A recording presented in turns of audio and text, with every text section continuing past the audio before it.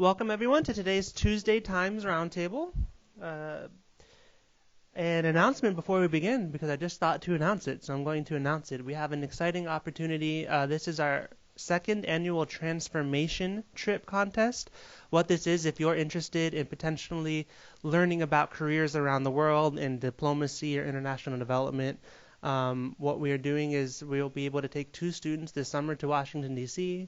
We're going to visit the U.S. State Department, the Peace Corps headquarters, as well as other yet to be finally confirmed government agencies and or nonprofit organizations. So if you go to our website, goglobal.fiu.edu, the best place to find it, I think, is on the homepage. It says news and announcements, and the most recent news article is an article saying that contest link is open, and you can see the story of the 2 students who went last year and what applying to that entails. There are some articles dispersed around the room, so you should either hopefully have one or be near someone that has one. I also included, for convenience, the New York Times link at the top of the printed copies. So if you want the entire article, because it is abridged from the version that's online, or if you didn't get a copy and have a device, you can feel free to pull it up there. But we do have a PowerPoint that has some information we'll be going over, so no problem there. I'm happy to introduce today's Tuesday Times Roundtable moderator, Curtis Lanoue. Curtis began his academic and professional career in music, earning a bachelor's in music and jazz performance from Southern Illinois University and a master of music in studio jazz writing from the University of Miami. He taught elementary music in Miami-Dade Public School System for 13 years. In 2009, he started here at FIU in the Religious Studies Master's Program and graduated in 2011. His focus in the program was Christian ethics. He's currently an adjunct professor in religious studies and primarily focuses on the nexus of ethics and economics. He also works in the financial services industry. So I'll turn it over to Curtis Lanoue. Thank you. Just a little bit more about myself, I guess, that I didn't put in here that probably helps give you background. So I did focus on Christian ethics, but also we're going to deal obviously a lot with the Pope and Catholic social teaching. Myself, I'm a Lutheran. So they go back 500 years where they were fighting a lot, but now pretty much in a lot of agreement on a lot of stuff. So luckily, the Pope's been in the news a lot lately for his trip here to the States. Before that, also for 2 of these pretty large works that he authored. So that's kind of what we're going to talk about today. In the title here, it says Global Economics and the Environment. To me, economics and the environment are linked already. Economics is the environment, and vice versa. But I wanted to make sure it got in there so there was it was clear we're going to be talking about both for people that decided to come here today. As far as the Pope's 2 big writings that we'll look at some excerpts from, the first was Evangelii Gaudium, which is the Joy of the Gospel, and that was November 2013 that came out. That one made the news. He was quite critical of free markets and capitalism, so you probably saw excerpts of that. And actually, if you've got the hard copy print out here of the article, there's the very last page has excerpts from Evangelii Gaudium. The rest of it is going to be excerpts from Laudato Si, Praise to Him, which is the encyclical that most recently came out, May 2015, focusing on the environment. So there's some environment in the first one, and there's some economics in the second one, but in general, the first focuses. And actually, to be fair, neither of them focus on economics or the environment. They're very beautifully written theological pieces about discipleship and devotion and such, but economics and the environment figure prominently into them. And by the way, you can get these for free on the Vatican website. So if you just Googled either of these, you'd have access to them. So even though we've got copy and paste job on the article on the back for the one, they are available for free on the Vatican website. So to understand this more, as far as the religious studies side of it, there's 3 important concepts in Catholic social teaching that I think are going to help us understand where the Pope's coming from, understand his perspective. The first being solidarity. So this comes up throughout not only a lot of Pope Francis's writing, but going all the way back about 100 years in some of the encyclicals that came out of the Vatican. And solidarity is just the idea that we're all one humankind, right? So being able to relate, the idea of sympathy, putting ourselves in someone else's shoes. So that's very important. And then in some very poetic ways, Francis also links it to all of creation. So not just solidarity with other humans, but also solidarity with nature, with other species, and with the environment as well. Next is subsidiarity, which is kind of a hard to understand word, but it basically just means bottom-up thinking instead of top-down. So if there's ever a case where, let's say, a church isn't sure what to do, subsidiarity would say that, well, actually the family is the lowest level here. So if we're going bottom up, we start with the family. The family is the one that knows their situation best, knows what they need best, and knows how best to meet that need. So that's how it should work, instead of being dictated from the top down. Interestingly enough, to me, this matches very closely with Friedrich Hayek's writings on emergent order and such, which we might touch on a little bit later. So instead of the Vatican dictating down to the archdiocese and to the parishes, to the family level, it's kind of the bottom up. So if at the family level they can't accomplish it, it moves up to the next level and then higher and higher. So we see this a lot in development economics, where the idea is the UNICEF or some UN agency can solve some global problem in health care or poverty. And when they put the boots on the ground and try and do the project, it ends up something happens they had no idea was going to happen, because the lived experience of those people is not the same as the people that developed the plan up in New York or wherever it was made. So bottom up instead of top down is subsidiarity. Lastly is the preferential option for the poor. And this probably more than the other two. I don't want to give the other two short shrift, but more than anything in Francis's writings comes out. And the idea is, for me, two things. One, think about who the least of these, that's a term that comes up often in the gospel, the least of these would be. View the situation from their perspective. And then also, when it comes time to make a decision based on what is best for the least of these. So that's kind of, for me, the easy description of the preferential option for the poor.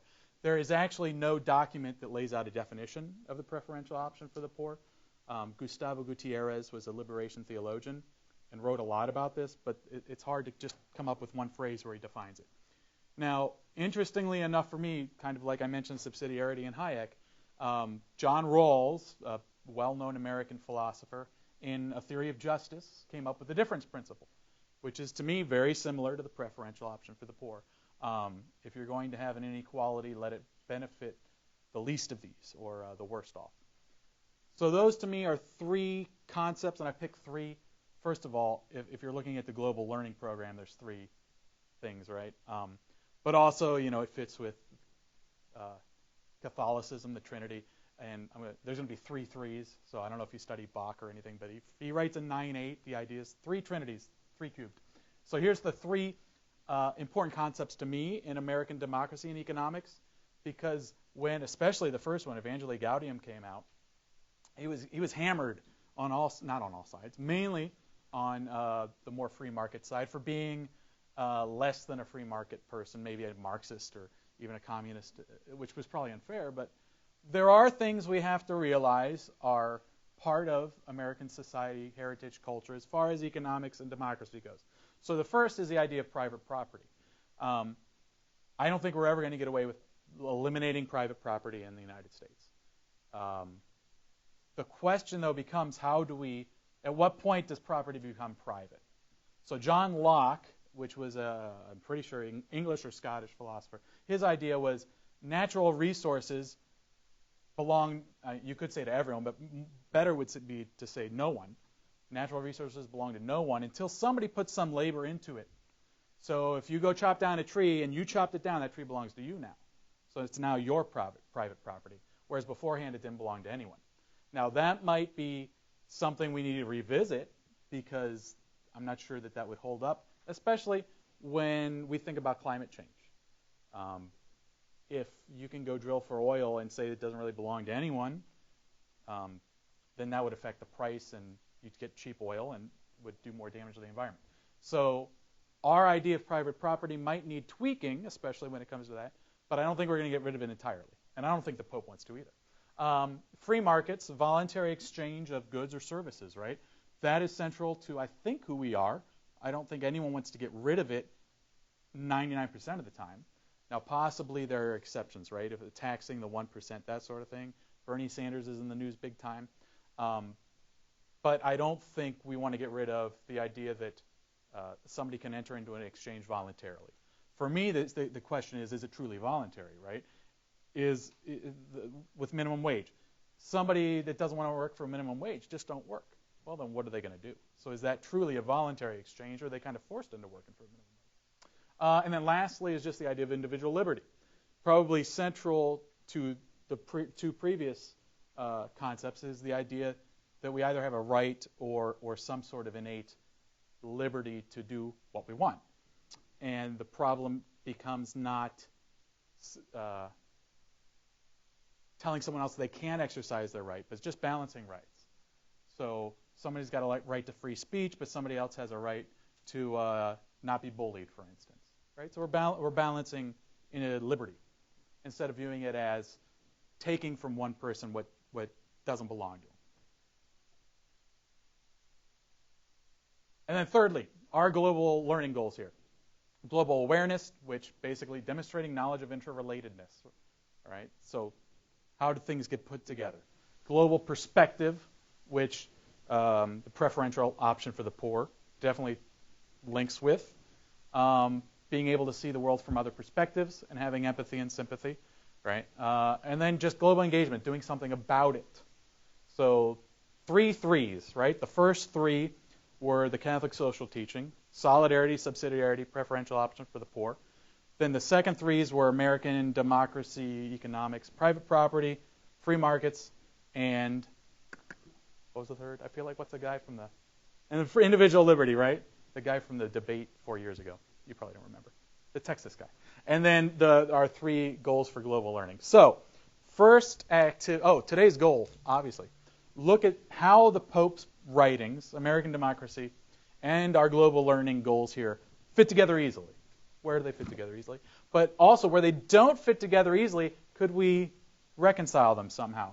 Either by taking a creative way to look at it or redefining some things, etc. So that's kind of the goal here. So before we get to the first activity, I forgot. Now these you have on that back sheet. So I didn't know you were going to have those, so I put them up here on the slideshow.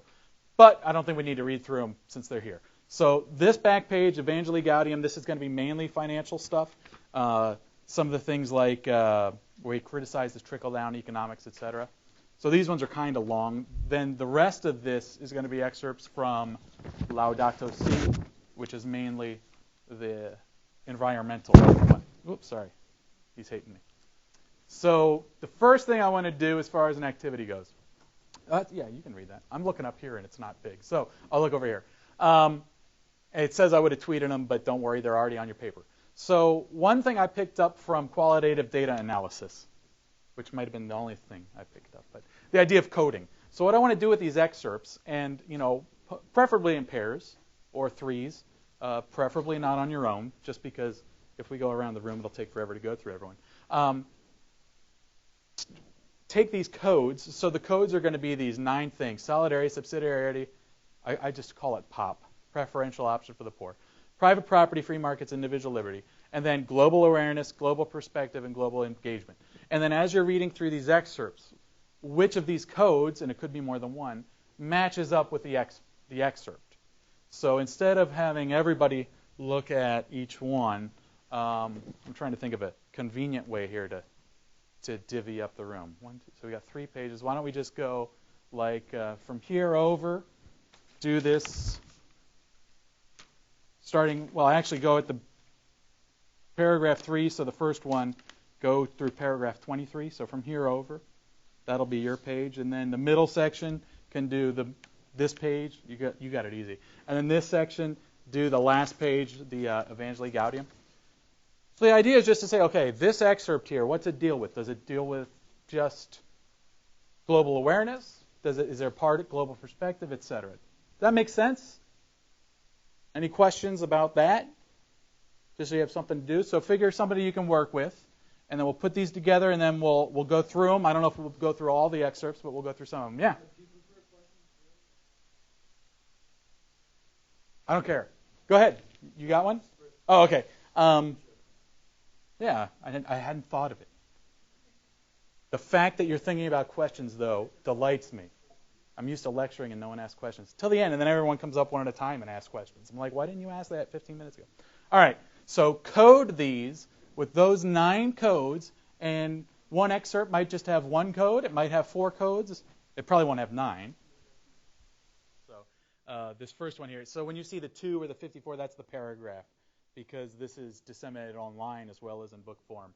Easiest way is to just give you the paragraph. So the great danger in today's world, pervaded as it is by consumerism, is the desolation and anguish born of a complacent yet covetous heart, the feverish pursuit of frivolous pleasures, and a blunted conscience. Whenever our interior life becomes caught up in its own interests and concerns, there is no longer room for others, no place for the poor. God's voice is no longer heard. The quiet joy of his love is no longer felt, and the desire to do good fades. So any of the groups over here want to jump in on that one? Which of these 9 things they think really jumps out there? For me, there were 2 that really jumped out. Do I have to pick people? Go ahead.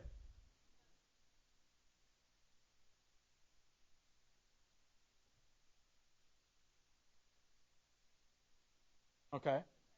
All right. So free markets and greed and consumerism can go together. What else?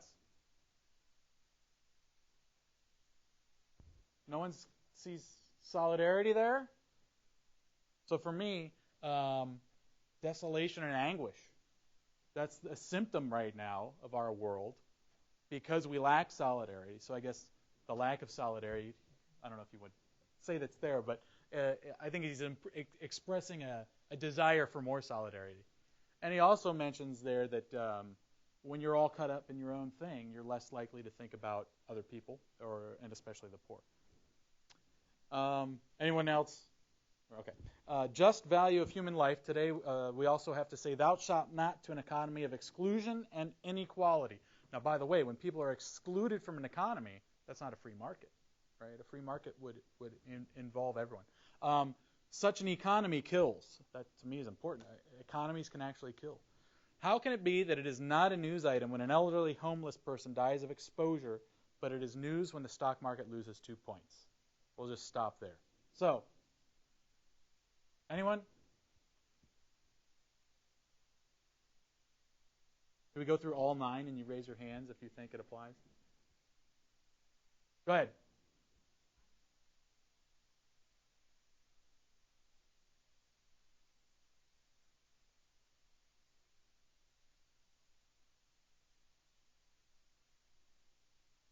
You think that has anything to do with his perspective? You know, what might his perspective be?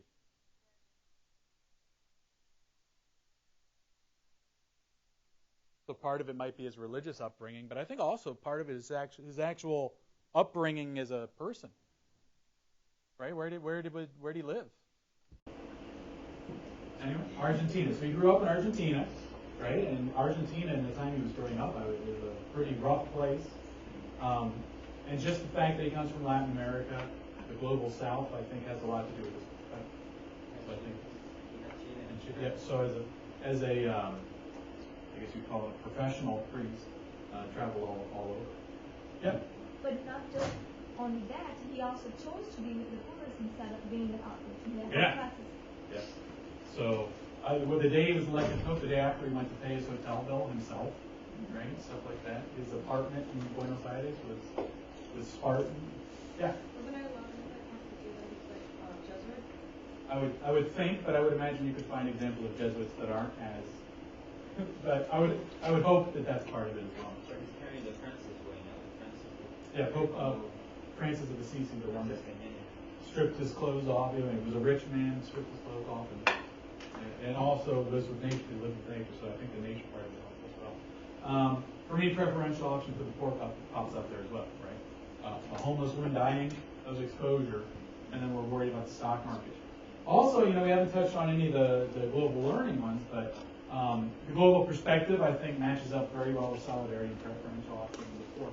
but also global awareness, just being aware of how these things work, kind of the academic side of it, you know, so the nitty-gritty, the religious beliefs, but also the economic and the environmental beliefs as well. Now, this next, yeah? Wouldn't you set up the entire group like that, not just local awareness? Yeah. Yeah. And if you were ever to do coding, you would, as a trap, you could easily fall into just code everything. Yeah. Anyone do social sciences in here as a major? Ever have to do qualitative data analysis? No to a financial system which rules rather than serves. That's the actual subtitle of that section. I just think says a lot, right? Economics should be a tool in our toolbox. And whatever economic system we employ should be a tool in the toolbox, not an end in itself. The same as government, right? Government should be for the common good. It should be of, by the people. So I really like that subtitle. Behind the attitude, this attitude, lurks a rejection of ethics and a rejection of God. Ethics has come to be viewed with a certain scornful derision. He's talking about ethics when it comes to economics, right? It is seen as counterproductive to human because it makes money and power relative. It's called to be a threat since it condemns the manipulation of the basement. So basically he's saying that economics doesn't come up very much in finance and in economics because it ends up costing money. Now there could be an argument to be made that if acting ethically actually is cheaper, there's less transaction costs, etc. Anyone want to tackle that one? I mean, it's mainly going to be a nitty-gritty global awareness one, I think. And a free market one, I would think. So that one's easy. But then also this last one. So the very last shortest one there. As a society, we are economically advanced but ethically debilitated. I just put that in there. I thought it was a great quote. It really says a lot. I don't know that it's going to code with anything. All right, so let's go to the Laudato Si ones. There's a lot of these, so I'll just pick a couple. The very first one, though. Oh, wait, we're going to this side. So we'll go to the second to last page, starting on. Oh, you guys didn't have many at all. Paragraph 24. If present trends continue, the century may well witness extraordinary climate change and an unprecedented destruction of ecosystems with serious consequences for all. I didn't bold those, by the way. That's there. The rise of the sea level, for example, can create extremely serious situations if we consider that a quarter of the world's population lives on the coast or nearby. All right. Middle section. What's the big one that jumps out there as far as it goes? Global perspective. Yeah. Global awareness. Oh, engagement. Yeah, we definitely need to do something with it. What about solidarity? Right? I mean, if so many of us live by the coasts, that's kind of a solidarity thing. And a lot of these go together. So perspective with solidarity, I think. Anything else jump out at you now? Yeah.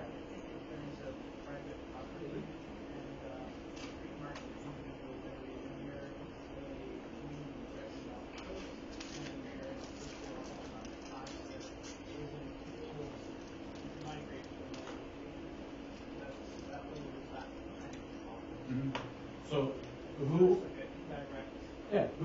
who's best able to adapt to climate change? Wealthier people, probably. Now, the thing we often forget without a global perspective is everybody in the United States is among the global wealthy. The lowest 1% in the United States is still rich compared to 80% of the world. So, as a whole, the United States would do all right with climate change. The problem is, what about the other 5 billion people? Nowadays, for example, we are conscious of the disproportionate and unruly growth of many cities, which have become unhealthy to live in, not only because of pollution caused by toxic emissions, but also as a result of urban chaos. We are not meant to be inundated by cement, asphalt, glass, and metal, and deprived of physical contact with nature. I got a lot of ideas to comment on that. Anyone want to code that at all?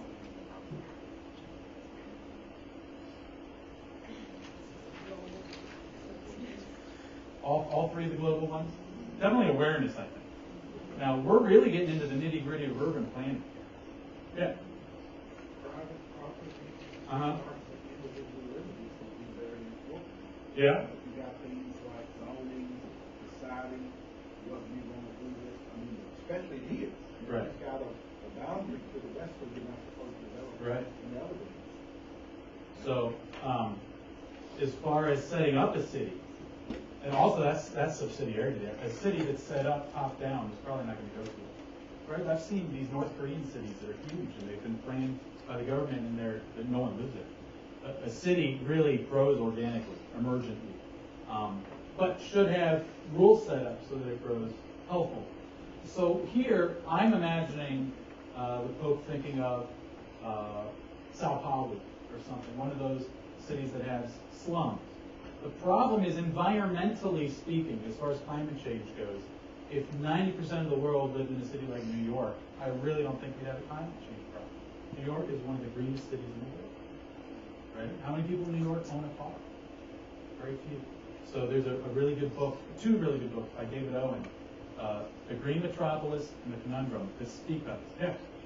I heard that Singapore has something like that, a very green city, that all of their rooftops are covered in some sort of like terraform type of stuff, and they have like gardens on rooftops. So every rooftop in Singapore has a garden, and I think that's really effective because it reduces their need for air conditioning, for example, and stuff like this. So it Right. helps I mean, itself. Miami is a huge city. I mean, we're a modern city, but yet we use cars so much that there's no way it's good. And we use cars usually simply as portable air conditioning. Right? So when you could easily walk to Publix probably in 10 to 15 minutes from wherever you live, but you don't have the air conditioning you can take with you. Yeah. To develop a little bit on what the Pope says that a society needs rules to grow in an urban area, how about we take the example of Hong Kong, which after they separated from China, they were mostly free market oriented, they were basically non-restricted, and they end up to be one of the biggest financial hubs in all of Asia.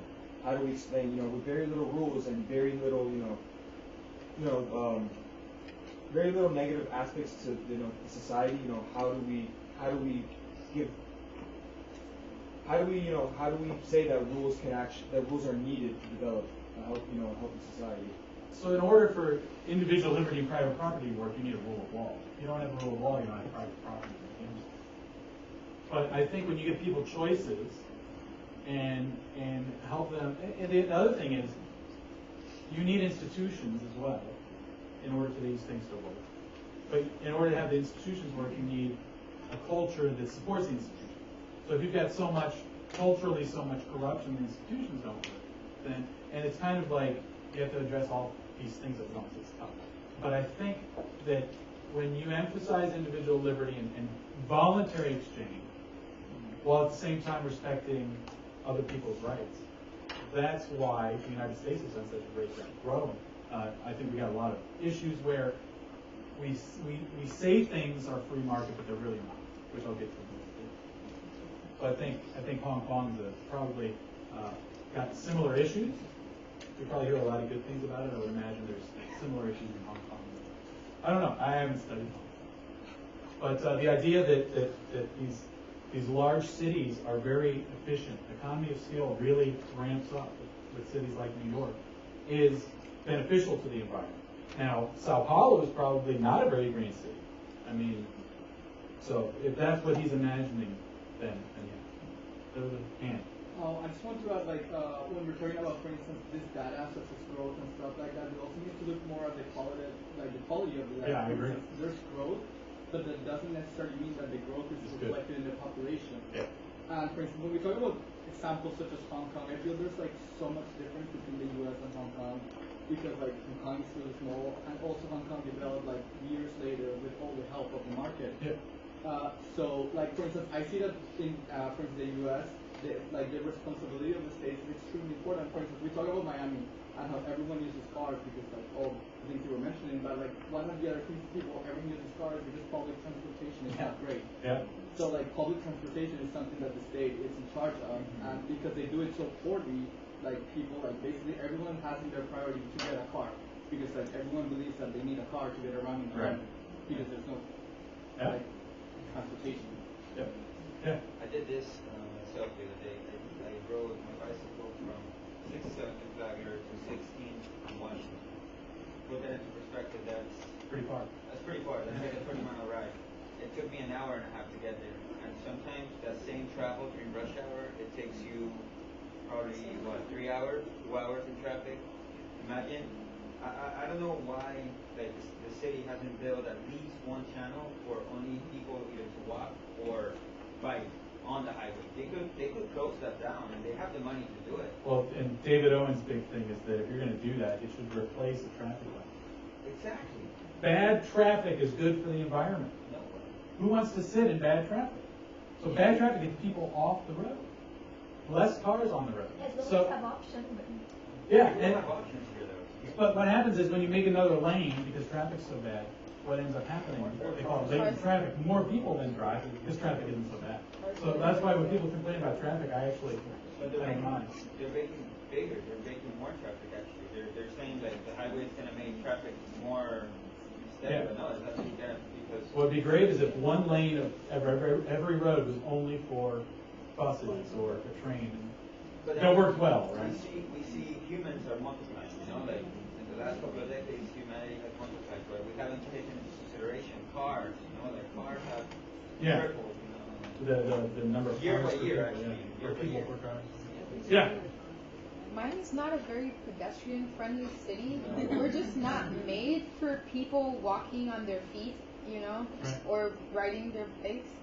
And And that's dangerous. So even if we do decide to do bike lanes or something like that, imagine how many people will get run over, killed. Every weekend there's another biker on the news because he was like driven into the bay or Right, something. yeah. And that's really unfair, but that's a responsibility of all of us also. If we don't say anything about our students getting hit by cars while they're on their motorcycles or their bikes or anything, it's going to keep happening.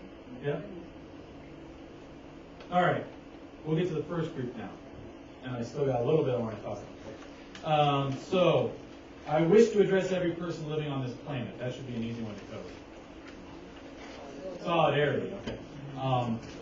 It used to be that a lot of these encyclicals were addressed just to the Catholic Church, and they've become more and more universalized. So while a lot of them are specific, some of the stuff is specific to a Christian, maybe even specific to a Catholic, a lot of this stuff could be for anyone,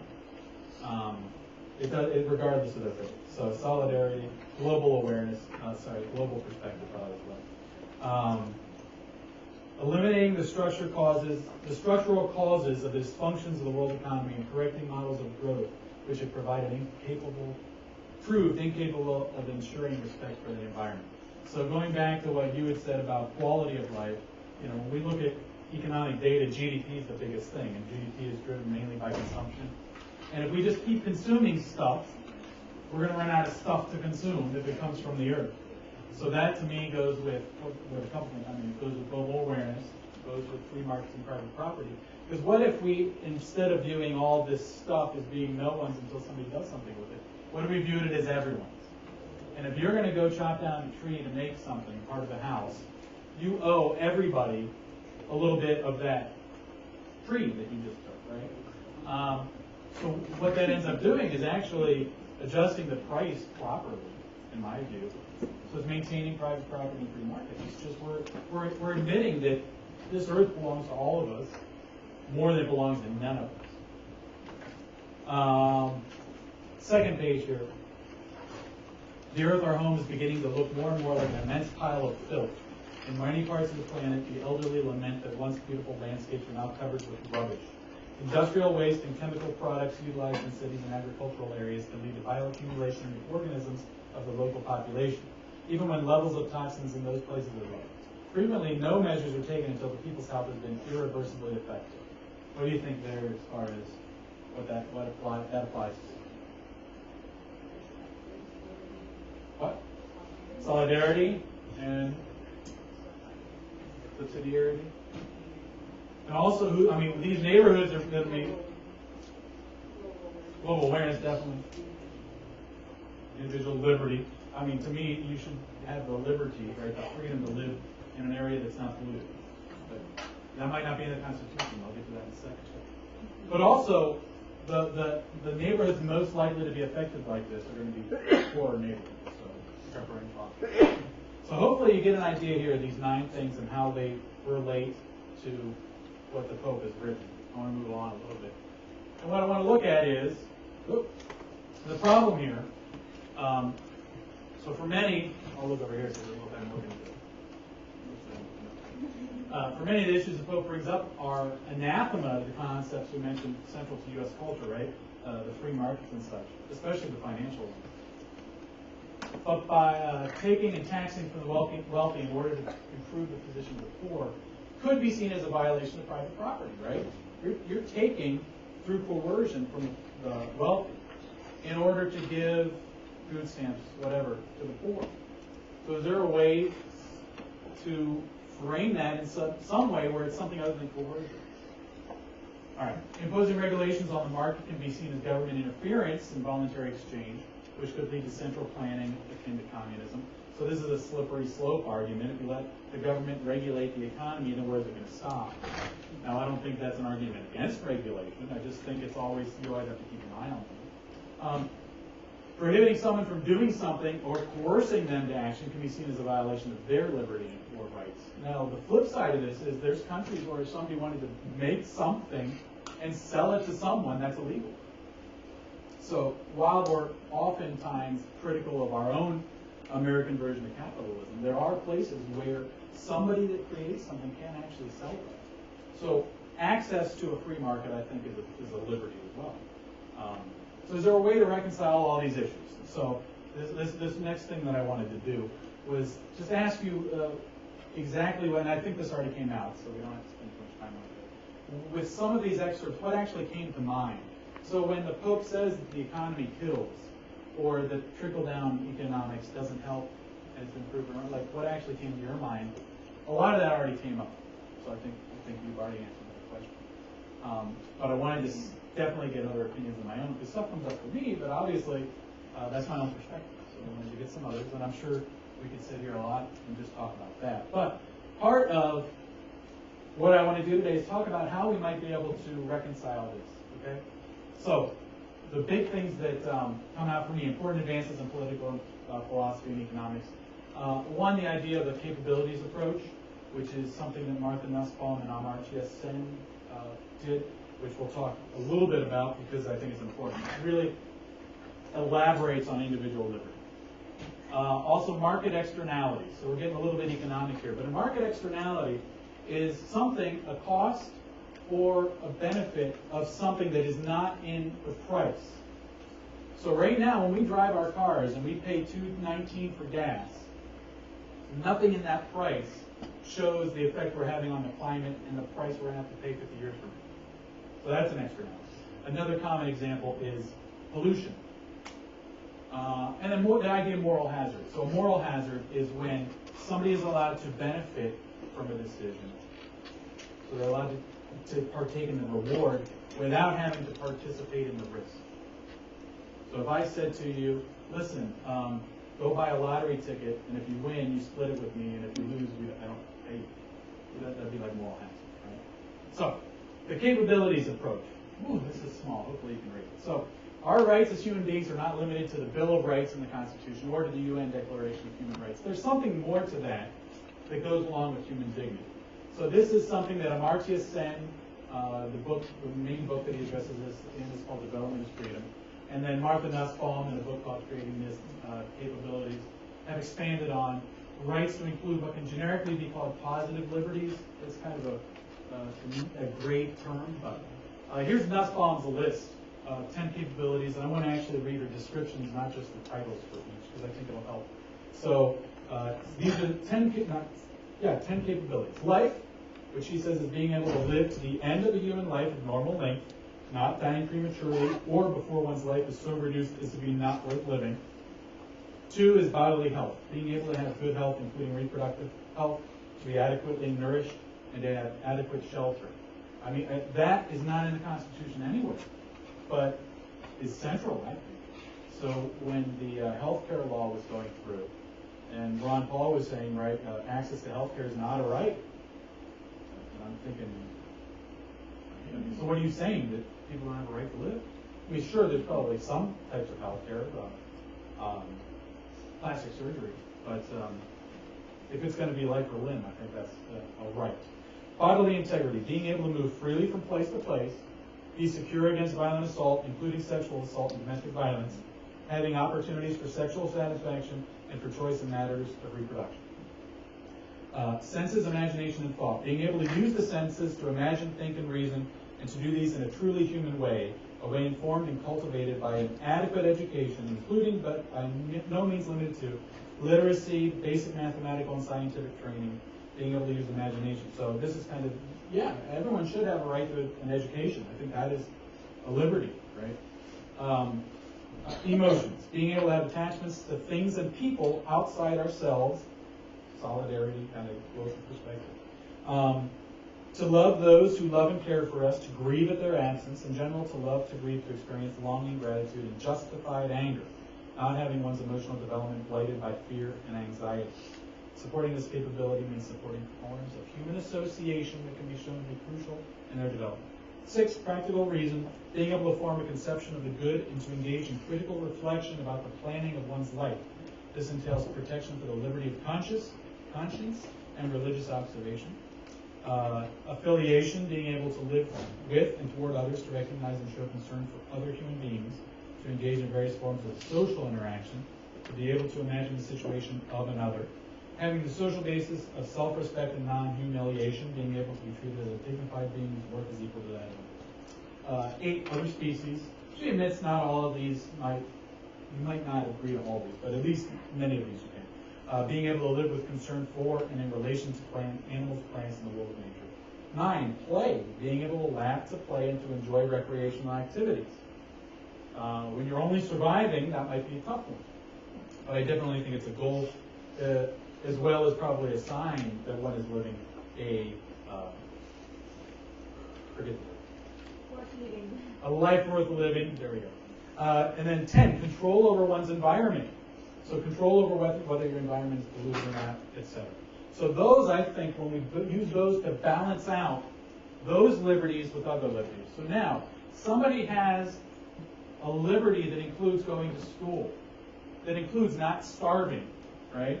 So I don't want my tax dollars going to some first grader's lunch and breakfast. Let their parents pay for that. Well, if that kid is not going to eat lunch or breakfast other than that, then I think we are supporting their liberty by taxation. So now it's not coercively taking from this person to give this person, it's balancing rights, which we're used to doing in this country since the Constitution, right? Your right to extend to swing your arm ends at my nose. Do that Oliver Wendell Holmes. So yeah, you've got a right to swing your arm, but not into my nose. So we balance rights. So instead of viewing it as coercion, it's just, look, you got to balance your rights.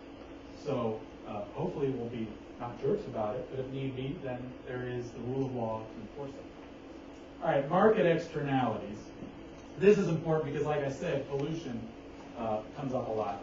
But with climate change, this is one of the largest ones. So a market externality is a cost or benefit which is not figured into the price of something. So a company which pollutes a river in making a widget and is not held accountable is able to sell that widget for a cheaper price or for the same price but for a lower cost and get more profit. And the cost of cleaning up the river is then paid by the community at large. So that's a social cost. You guys, by going to FIU, supposedly you're going to graduate and have a higher quality of life, which in the long run is going to lead to a higher quality labor market, reduced crime, etc. And many of you are probably on subsidized loans. So the country is helping you with your loan, if not with other financial aid. But there is a social benefit to that, so you could actually justify it. So your cost of tuition should be borne, argument can be made, by society because society is in benefit. So this is perhaps the most important aspect of the economics of climate change. So if the cost of goods and services included the damage or the benefit of climate change, then we wouldn't have an issue probably with climate change. I mean, the climate change is going to cost billions of dollars, probably hundreds of thousands, if not millions of lives. And if all of that was figured into this, gas would be a lot more expensive. But we wouldn't deal with that. And also I mentioned the benefits. So things like carbon sinks. So what about paying Brazil and other countries in the Amazon not to cut down the forest? Just look, we're going to pay you not to cut down the forest because that's a carbon sink, right? subsidizing a company coming up with an artificial carbon suit. Not a bad idea. I think the argument can be made. And then moral hazard, just the idea here is capitalism involves profit and loss. So if a bank can go make bad bets on mortgages, they should be held accountable, not get a bailout from the taxpayer. So that's one of the most recent examples. But the same goes with climate. So if the same companies continue to just ignore climate change, or people, or individuals, whatever, and get rewards from that, while not accepting the risk, because first of all, we're probably going to be dead by the time it's a real issue, so it's already involved. But it also applies to freeloaders. So if the United States, and I believe the United States should act unilaterally and agree to cut carbon emissions, regardless of what anyone else does, but let's say 90% of the economies in the world do that and agree to cut carbon, then 10% of the world could be a freeloader. They could just spew carbon and still get a benefit from it. But without having some sort of, one world government, I'm not sure how would be able to do that. Here is just some helpful resources. If you just go to Wikipedia and look up Catholic social teaching and liberation theology, you're going to get a lot of what I talked about on the religious study side. Some of the big names are Gustavo Gutierrez, John Sobrino, and for me, Dorothy Sola. Martha Nussbaum's book there, Creating Capabilities, and Martha Sen's book. For me, I really like Hayek, and which is crazy because before I read him, I figured I would have hated him. Now, he gets taken to extremes by some people that came after him. Austrian, yeah. So I like it a lot. Also, so David Owen, those are the two books kind of related to urban planning and the environment. And a lot of this, if you don't want to read Owen or you don't want to read Martha Nussbaum, Russ Roberts, who's at George Mason University, has an Econ Talk podcast every week, every Monday. It's the most efficient way to learn about some of this stuff, and just listen to it for an hour. But he also has a good book there on moral hazard, gambling with other people's money, which you can get free from our kids. So, getting back to the Pope and economics and all this, because the Pope talks about efficiency a lot. Economics talks about efficiency a lot. For economics, the whole idea is finding the most efficient allocation of scarce resources. So the goal of economics is efficiency. The end of economics is efficiency. Efficiency does reduce waste, so often it always has a moral aspect, but it's not always a moral end in itself, right? So one of the big things the Pope talked about was wasted food, right? If there are people dying on earth of hunger, while at the same time we're throwing food away, that's simple. Now, when I talk about wasting food, what do you think of? Anyway, wasting food, you think of? Restaurants, all right. Buffets, yeah. I think of the Cheesecake Factory. Has anyone ever gone to the Cheesecake Factory and finished everything? You have? Everything on the plate. When you go to the Cheesecake, okay? I mean, unless you can order one thing for 3 people, it's probably still not. Yeah. It even starts at home, like whenever cooking, there's always something that like nobody eats. Even before cooking, the amount of food we throw away that's not even cooked is sinful. And that is on a daily basis, 2 or 3 times a year. Yeah. We actually throw out there's a statistic that shows that if every American walked out of a grocery store, each one of us would drop one of our 3 grocery bags, and that's food. But 1/3 of our food when we leave the grocery store is just going to get thrown out. We built 50 football stadiums from floor to ceiling with all the food waste. Now, is that a problem economics is made to solve? I don't think so. No, I don't think so. Now, there is another form of food waste, which is where, say, somebody plants crops and they've got crops, but there's government controls on prices. And it's not worth it for them to bring it to market because they can't charge more than a certain amount, and it's not even going to cover their costs, so they just leave the food to rot. Or I saw an article about a month ago, I think in Ireland or Scotland, where the dairy farmers were going and buying all the milk in the stores and just dumping them out because of government control on the price of milk. Now, is that a form of food waste that economics can solve? Absolutely. Get your hand up. Yeah, we talked about the allocation of resources. How about the fact that most of the grain the United States produces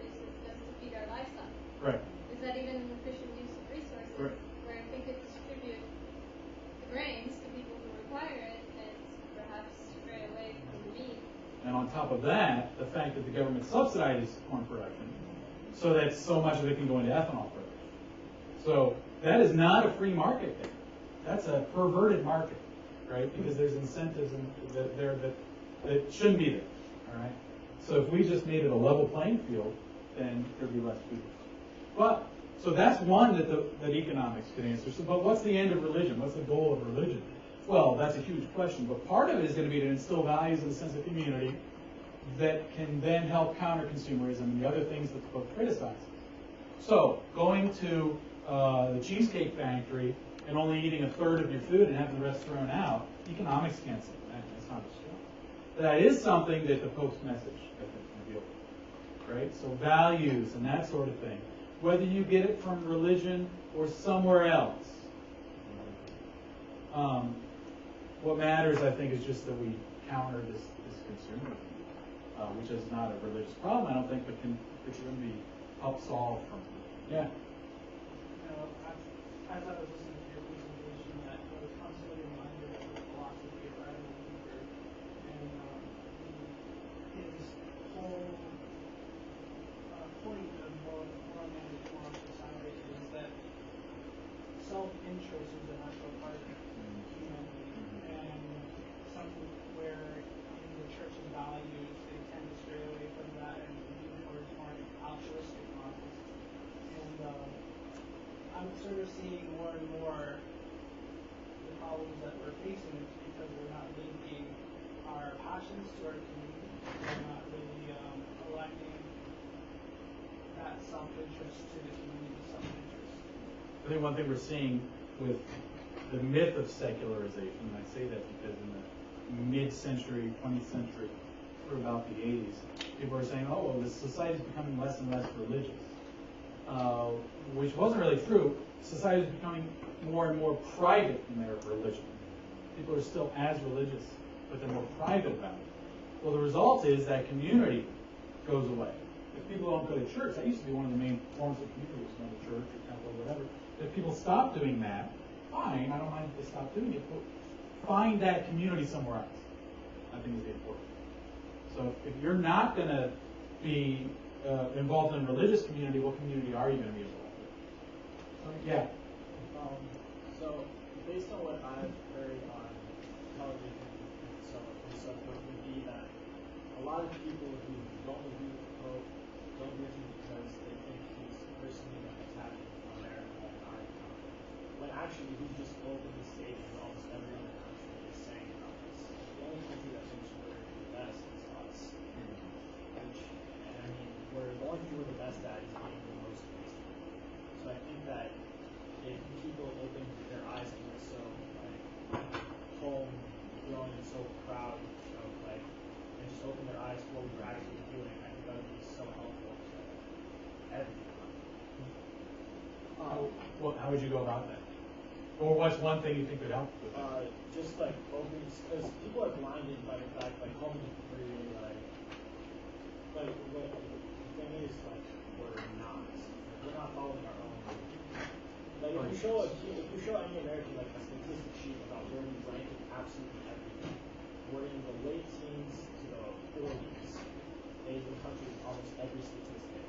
So I think if we just took out our view that we were the best and that we strive to be the best, so that we could actually strive to improve, I think that would be the global perspective. One thing we are the best at, secondary education. How many in this room right now are not from the United States? Yeah. I mean, people come here for it. So if we could do the same for other parts of our economy that we do for secondary education. So, I mean, we're up at time, so I'll give it to Eric to figure out. That's the last slide. So, can economics and the Pope's message work together? It's just kind of